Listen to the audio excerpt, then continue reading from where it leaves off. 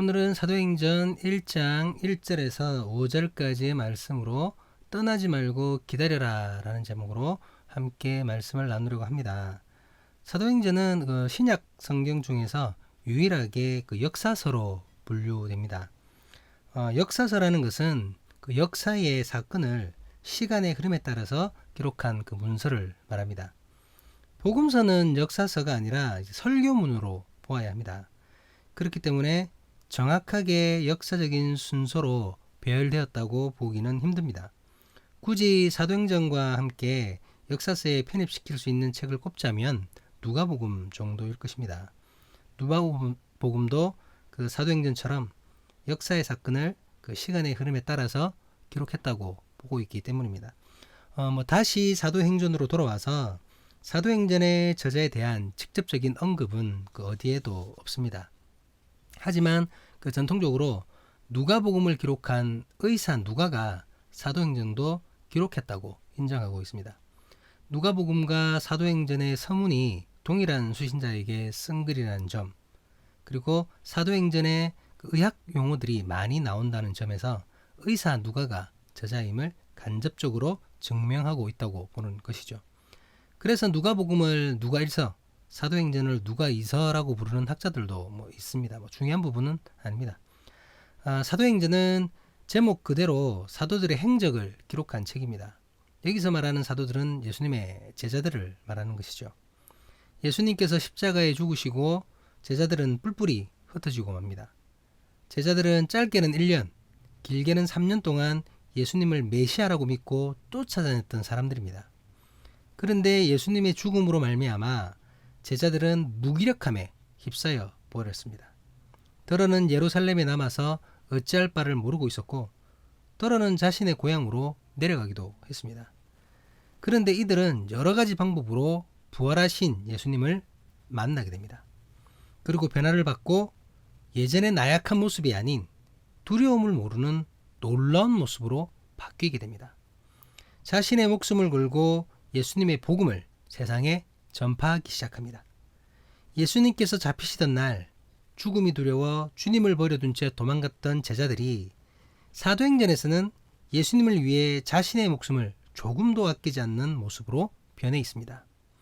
그리고 예루살렘과 온 유대와 사마리아를 넘어 유럽 각지, 결국은 땅끝을 향해 주님의 복음이 전파되는 놀라운 역사의 선봉장이 됩니다. 제자들의 복음 전파로 예수님을 구세주로 믿는 사람들이 곳곳에서 생기게 됩니다. 그리고 그 사람들이 각자의 처소에서 모여 교회를 이루게 되는 것입니다. 사도행전은 바로 이 과정을 역사적 관점으로 그리고 있습니다. 오늘의 본문은 이 위대한 역사의 첫 서문입니다. 먼저 1절은 이렇게 시작됩니다. 데오빌로여. 저자인 누가는 누가복음 때와 마찬가지로 자신이 기록하는 글의 수신자가 누구인지를 정확하게 밝히고 있습니다. 그 수신자는 데오빌로라는 사람입니다. 그렇다면 수신자인 데오빌로는 과연 누굴까요? 안타깝게도 데오빌로가 어떤 사람인지 정확히 알 길은 없습니다. 누가복음에서도 같은 수신자로 데오빌로를 언급하고만 있을 뿐입니다. 그런데 이제 누가복음에서는 조금 다른 부분이 있는데요. 데오빌로를 향해 각하라는 표현을 쓰고 있습니다. 이것으로 보아서 데오빌로는 상당히 고위직에 있었던 사람일 것이라고 짐작이 되는 것이죠. 그리고 데오빌로에게 쉽지 않은 내용의 글을 보낸 것으로 보아 상당한 식견이 있는 사람이고 기독교에 대해서 많은 이해와 관심이 있는 사람이었음을 짐작하게 합니다. 하지만 이 의견에 대해서 반대하는 의견도 있습니다. 초보 개심자인 그에게 어떻게 누가복음이나 사도행전에 관한 이런 구체적인 내용의 길을 길게 쓸 수 있느냐는 의문이 생기게 된다는 것이죠. 그래서 어떤 학자들은 데오빌로라고는 했지만 누가가 그리스도인 전체를 포함하는 의미로 사도행전을 썼지 않았겠느냐 하고 해석을 하게 됩니다. 데오빌로라는 말이 데오스와 필로스의 합성으로 그 뜻이 하나님을 사랑하는 자 혹은 하나님의 벗이 됩니다. 그러니까 어느 한 사람이 아닌 하나님을 사랑하는 자들, 하나님의 벗된 자들을 전체를 말하는 것이라고 주장하는 것이죠. 어쨌든 여러 주장이 있지만 데오빌로가 정확하게 누구인지는 알 수 없습니다. 누가는 먼저 기록한 내용, 즉 누가복음을 통해서 기록했던 내용을 짧게 요약합니다. 본문 1절, 2절입니다. 데오빌로여, 내가 먼저 쓴 글에는 무릇 예수께서 행하시며 가르치시기를 시작하신부터 그가 택하신 사도들에게 성령으로 명하시고 성찬하신 날까지의 일을 기록하였노라. 예수님이 행하시고 가르치기 시작했을 때부터 예수님이 성찬하신 일까지를 기록했다고 말하고 있습니다. 누가는 이 사실을 밝힘으로 먼저 쓴 글에 관한 내용을 다시금 상기시키고 있습니다. 이 땅에 인간으로 오셨던 예수님께서 어떤 일을 하셨고 진정 그가 누구였는지를 기억하라는 것입니다. 그리고 이제 사도행전에서는 예수님이 부활하시고 그 부활하신 것의 증거를 나타내시는 일과 예수님의 당부 말씀, 그리고 성령으로 변화된 사도들의 행적을 기록하려는 것입니다. 그 중에서 오늘의 본문은 예수님께서 승천하시기 전에 마지막으로 분부한 중요한 내용을 언급하고 있습니다. 예수님의 마지막 명령은 바로 이것이었습니다. 본문 4절 말씀입니다. 사도와 함께 모이사 그들에게 분부하여 이르시되 예루살렘을 떠나지 말고 내게서 들은 바 아버지께서 약속하신 것을 기다리라. 예수님은 제자들에게 예루살렘을 떠나지 말 것을 말하고 계십니다. 왜 그랬을까요? 당시의 제자들이 제일 두려워한 것은 예수님이 그들과 함께하지 않는 것이었습니다. 예수님이 함께하지 않는 순간 그들에게는 두려움과 불안이 엄습했습니다. 그렇게 되면 제자들은 뿔뿔이 흩어지게 될 것입니다. 실제로 예수님 사후에 제자들은 뿔뿔이 흩어졌었죠. 하지만 주님은 예루살렘을 떠나지 말라고 말씀하십니다. 그리고 떠났던 제자들을 여러 가지 모양으로 다시 예루살렘으로 모으셨습니다. 예루살렘을 떠나지 말 것을 당부하신 예수님은 두 번째로 아버지께서 약속하신 것을 기다리라고 말씀하십니다. 예수님은 떠나시지만 예수님께서 제자들에게 약속하신 것이 있습니다. 그것을 기다리라고 하시는 것입니다. 이것은 이미 예수님이 수차례에 걸쳐서 약속하셨던 내용입니다. 요한복음 16장 13절은 제자들에게 약속하신 것에 대한 예수님의 말씀을 이렇게 기록하고 있습니다. 요한복음 16장 13절 말씀입니다. 그러나 진리의 성령이 오시면 그가 너희를 모든 진리 가운데로 인도하시리니 그가 스스로 말하지 않고 오직 들은 것을 말하며 장래일을 너희에게 알리시리라. 죽음의 두려움을 무릅쓰고라도 제자들에게 예루살렘을 떠나지 말 것을 당부하셨습니다. 주님은 이 당부와 함께 아버지께서 약속하시고 예수님께서 말씀하신 것을 기다리라고 명령하십니다. 그런데 그 약속한 것은 바로 성령인 것입니다. 앞에서 말씀드렸듯이 예수님의 제자들은 예수님께서 죽은 후에 오합지졸이 되어버렸습니다. 그래도 예수님 살아계실 때는 큰 소리도 쳐보고 잘난 체도 해보았습니다. 바다 위를 잠시나마 걷기도 했었습니다. 주님께서 주시는 능력으로 병든 자를 낫게 해보았습니다. 사람들이 예수님을 떠받칠 때는 마치 자기들이 뭐라도 된 듯이 의기양양했습니다. 하지만 예수님이 없는 지금 그들은 무서움에 벌벌 떨고 있는 나약한 존재들일 뿐입니다. 지금 이 상태로는 아무것도 할 수 없습니다. 3년 동안 예수님을 따라다니며 말씀을 배웠다고 하더라도 지금의 제자들은 아무짝에 쓸모없는 사람들입니다.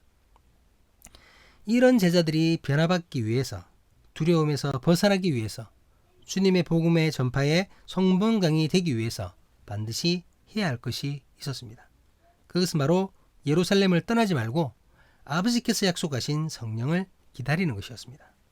그렇게 해야 하는 이유를 본문 마지막 절인 5절에서 주님은 이렇게 말씀하고 계십니다. 본문 5절 말씀입니다. 요한은 물로 세례를 베풀었으나 너희는 몇 날이 못되어 성령으로 세례를 받으리라 하셨느니라. 바로 성령으로 말미암아 세례를 받게 되기 때문이라는 것입니다. 요한은 물로 세례를 주었습니다. 그것만으로도 많은 사람들이 위안을 받았고 용기를 얻었습니다. 하지만 그것이 사람에게 확실한 변화를 주지는 못했습니다. 하지만 주께서 말씀하시는 성령의 세례는 다른 것이었습니다. 성령의 세례는 물로 주는 것과는 다른 차원의 것이었습니다. 성령의 세례는 성령께서 직접 함께 하시는 것입니다. 우리의 육체가 아닌 우리의 영혼을 만지시는 것입니다. 예수님의 죽음으로 두려움과 슬픔으로 하루하루를 보내는 제자들에게 반드시 필요한 것은 성령의 세례였습니다. 주께서 십자가를 지시기 전에 제자들에게 말씀하셨던 것이 이해되고, 이해된 말씀이 믿음 안에서 실천되기 위해 제자들은 반드시 성령을 기다리고 성령의 세례를 받아야만 했던 것입니다. 그렇기 때문에 결코 예루살렘을 떠나지 말고 주님께서 약속하신 성령을 기다리라고 말씀하신 것입니다. 말씀을 마무리하겠습니다. 예수님의 죽음 이후에 두려워 떨고 있었던 제자들에게 부활하신 예수님께서 나타나셨습니다. 다시 살아나신 예수님께서 제자들을 향하여 예루살렘을 떠나지 말고 아버지께서 약속하신 성령을 기다리라고 말씀하십니다. 그리고 곧 그 성령으로 말미암아 성령의 세례를 받을 것이라고 말씀하십니다. 실제로 성령은 주님의 약속대로 제자들에게 임하게 됩니다. 그리고 제자들은 놀라워할 수밖에 없는 모습으로 변화받게 됩니다. 사도행전은 이렇게 주께서 약속하신 성령의 세례를 받은 제자들이 어떻게 변화되었고 어떤 능력을 보였으며 어떤 삶을 살았는지를 잘 보여주고 있습니다. 성령으로 변화받은 자들이 거룩한 교회가 되는 과정을 그리고 있는 것입니다. 예루살렘을 떠나지 말라는 말씀을 오늘날에 빗대어 본다면 저는 교회를 떠나지 말라는 말씀과도 같다고 믿고 있습니다. 교회를 떠나지 말고 아버지께서 약속하신 성령을 교회 속에서 기다려야 한다는 말씀입니다. 그런데 교회를 떠나지 말라는 말씀은 이 예배당을 떠나지 말고 특정 교단이나 교회를 떠나서는 안 된다는 말이 아닙니다.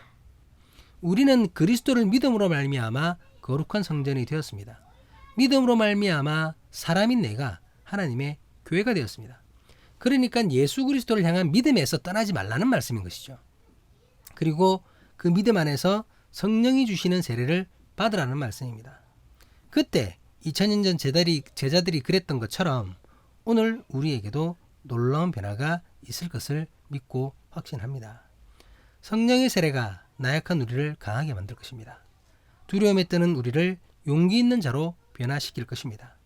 주님의 말씀을 이해되게 하고 그 이해된 말씀을 실천하며 살아갈 수 있게 해주실 것입니다.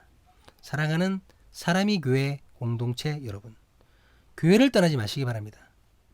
나를 교회되게 한 주님을 향한 믿음에서 떠나지 마시길 기도합니다.